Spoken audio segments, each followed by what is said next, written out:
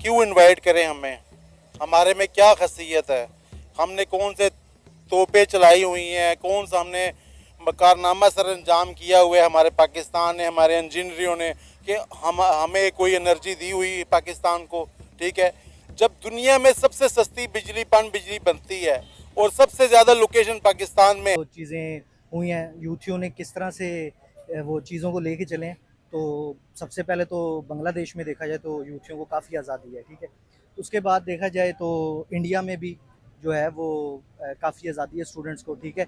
अब आप कह लें कि इंटरनेट का दौर है, तो इसमें अब जो पाकिस्तान में भी टैलेंट की कमी नहीं है, चाहे हमारे जर्नलिस्ट हों, मीडिया पर्सन्स हों, चाहे स्टूडेंट्स हों, वो सब के सब जो हैं वो सोशल मीडिया और एक तरह से पे खड़े हुए हैं। कोई बंदा उठ के टीवी पे बयान दे देता है कि मैं इंडिया का नाक तोड़ दूंगा, कोई कहता है मैं इंडिया के दांत तोड़ दूंगा, कोई क्या बड़ी कहता बड़ी है। छोड़ते हैं, हाँ, बड़ी बड़ी है। बस हमारी सियासत यहीं पे खड़ी हुई है, ठीक है। और ये बड़ी डर्टी पॉलिटिक्स नहीं होगी? अब तो दुनिया इन जंगों से निकल आई है। अब लोग, दुनिया कहती है हम ज़्यादा पीस प्रमोट करने वाले हैं, हम ज़्यादा इकोनॉमिकली वर्थ रखने वाले हैं, हमारे पास ज़्यादा टेक्नोलॉजी है। अब तो इस चीज़ का रौब चल रहा है दुनिया में। वो तो अब इस चीज़ से भी दुनिया आगे निकल चुकी है। रिस्क रोजी तो अब मसला भी नहीं रहा। अब तो अंग्रेज़ों को देखो, दूसरे प्लैनेट्स पे जाके दूसरे मखलूकों को वो ढूंढ रहे सही हैं। बात वो तो हो गई। वहाँ तक पहुँच चुके हाँ। हैं और हम वहीं के वहीं खड़े हुए हैं और हम खड़े रहेंगे जब तक इस नज़रिए से हम नहीं निकलेंगे। ठीक है। और इस नज़रिए से निकलने के लिए अभी तो कोशिश स्टार्ट भी नहीं हुई है हमारी। जब कोशिश इसके मुताबिक स्टार्ट होगी तब जाके हम निकलेंगे। अब मतलब टॉपिक क्लाइमेट है, पाकिस्तान में क्लाइमेट नाम की कोई चीज़ नहीं है इस तरह। और दूसरी बात यह है कि हर दूसरे दिन इंडिया को धमकी दी जाती है डर्टी पॉलिटिक्स करने के लिए, आवाम को भटकाने के लिए। आवाम का नज़र जो है मसाइल के ऊपर नहीं। उन्होंने इन्वाइट नहीं किया पाकिस्तान को, इसलिए इन्होंने इन्वाइट नहीं किया कि पाकिस्तान का अब दुनिया में कोई हैसियत ही नहीं रहा। अब पाकिस्तान का कोई हैसियत दुनिया में भी नहीं रहा आलमी सतह पर। और पाकिस्तान के अंदर जो अवाम है, इनके नज़र में भी पाकिस्तान के जो चलाने वाले हैं इनकी कोई अहमियत नहीं है। ये मुल्क जो है ना नीचे जाता रहेगा। अब पाकिस्तान जो है ना इस वक्त पूरी दुनिया से कटा हुआ है। नकारा लोगों को कौन बुलाता है? पागल हैं, अपनी मीटिंग खराब करते, अपने मुल्क का इमेज खराब करते। हाँ, हम इस काबिल होते फिर यकीन करें इंडिया वाले यहाँ पे आते, हमें लेके जाते। जब हम लोग काबिल थे, हमारे प्लेयर काबिल थे, तो यहाँ पे इंडिया के प्लेयर भी आके हमसे सीखते थे, सिफारिशें करते थे। अब्दुल कादिर से सीखते थे और बड़े बड़े प्लेयरों से, जिनसे हमने नहीं सीखा, हमारे प्लेयरों ने। जो क्लाइमेट चेंज और फूड क्राइसिस है वो पाकिस्तान ही है। लेकिन अगर अलमी सतह पे हम देखें, जिस चीज़ को इसको सपोर्ट भी दिया है वो चाइनाज़ कंट्री ने भी दिए हुए, चाइना ने, तो उन्हें भी मतलब उन्हें इनवाइट नहीं किया हुआ है। तो इस चीज़ से ये पैगाम चलाया गया कि इस मकसद के लिए नहीं था। असल इसका जो था सियासी मकसद है एक, जिसका मकसद ये है कि पाकिस्तान को दुनिया की सतह पे एक तनहा। तो न्यूयॉर्क में किया था, टाइम्स स्क्वायर में बॉम्बिंग की कोशिश की थी। उसका बाप एयरफोर्स में था और अच्छा खासा उसका करियर था वहां पे। उसने सारा वो दाव पे लगा के तो वो धमाका करने की, लोगों को मारने की कोशिश की। अब बाकी लोगों को भी आप देख लें कि गांव के लोग कौन से हैं। एक और था जिसने सबसे पहले वो किया था, सीआईए के हेड ऑफिस के बाहर चला गया था और 2-3 लोगों को मार दिया था। He was from Quetta, he was not from small village. तो विलेज इडियट नहीं था कि जिसका एक्सपोजर नहीं था। तो ये ऐसी बहाने हैं और जब तक हम इसका एतराफ नहीं करेंगे, इसको कन्फेस नहीं करेंगे कि एक प्रॉब्लम है, तो उस वक्त तक इसका हल नहीं हो सकता।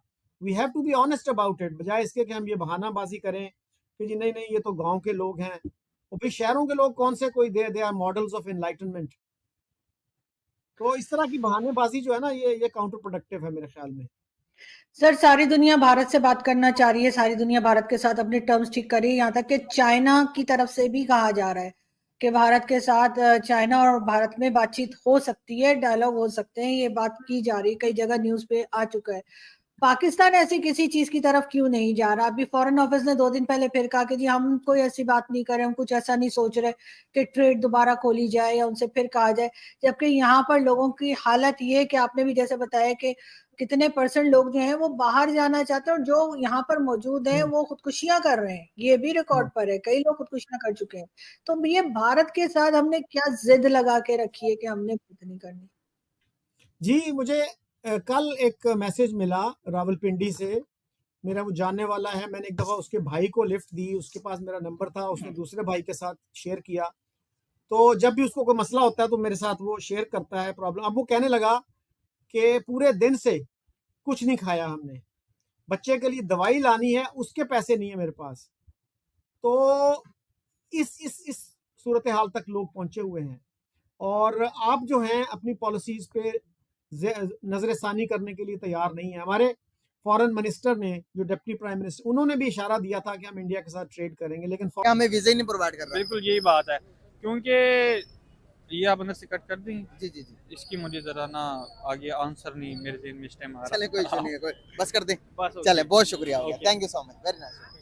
अस्सलाम वालेकुम। वालेकुम सलाम। कैसे हैं आप? मैं अल्हम्दुलिल्लाह ठीक, आप कैसे? अल्हम्दुलिल्लाह मैं ठीक। नाम आपका? सदाम हुसैन। क्या करते हैं आप? मैं बीएस का स्टूडेंट हूँ, मतलब जो है कंप्लीट हो गया ग्रेजुएशन। जबरदस्त हो गया यार। बात करने का पर्पस है कि स्टूडेंट्स कहाँ पर आजाद है, कहाँ ज्यादा स्टूडेंट्स को मतलब कि फैसिलिटीज प्रोवाइड की जाती है, पाकिस्तान, बांग्लादेश या फिर हिंदुस्तान? आई थिंक इंडिया में ज़्यादा फैसिलिटीज़ हैं, क्योंकि वहाँ पे जो इन्वायरमेंट स्टूडेंट्स को मिलता है यूनिवर्सिटीज़ में, वहाँ की गवर्नमेंट जो उनको देती है मतलब ऐसा जो उनको चांसेस देती है वो पाकिस्तान से ज़्यादा देती है।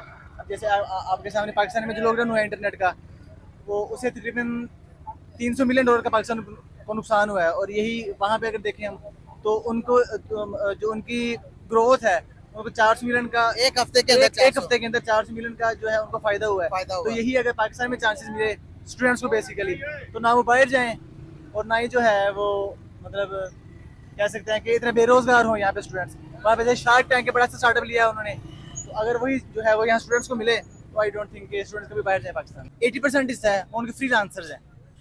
जैसे पाकिस्तान में फ्रीलांसर्स हैं, आईटी है उनकी, आईटी है, हाँ उनकी आईटी हमसे 100 गुना बेहतर है, बहुत बेहतर है। जो मेन वजह उनकी ग्रोथ की है। तो भाई 400 से 500 बिलियन डॉलर्स वो कमाते हैं आईटी से बिल्कुल ऐसे ही। और हमारी जीडीपी अगर हम उनसे कंपेयर करें तो उनके हाफ भी नहीं है। हाफ भी नहीं है।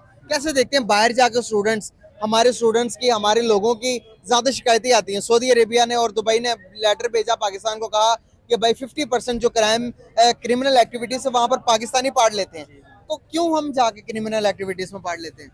आई थिंक वहाँ पे जो स्किल रेशियो है पाकिस्तान की वो कम है। मतलब लोग इलिटरेट चले जाते हैं, 10 पढ़ के 12 पढ़ के वहाँ जॉब ढूंढते हैं या बिजली वीजा पे चले जाते हैं, तो ये सब सिनेरियो है, इसलिए उनका जो है वो ज्यादा है। इंडियंस क्यों लीड कर रहे होते हैं?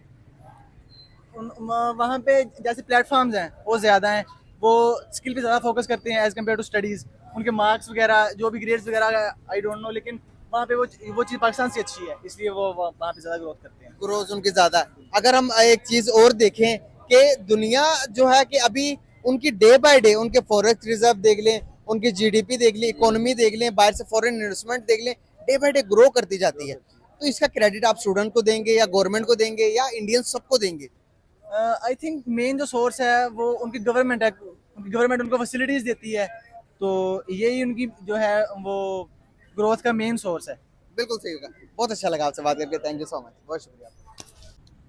देखिए, मुझे मुल्की हालात के हवाले से तो इतना कुछ ज़्यादा नॉलेज नहीं है जी, मगर अगर आप as an Islamic point of view से अगर आप इसको देखें जी, तो मैं आपको कुछ चीज़ें आपको बता सकता हूँ जिसमें जी, आप उसके ऊपर भी गौर करेंगे।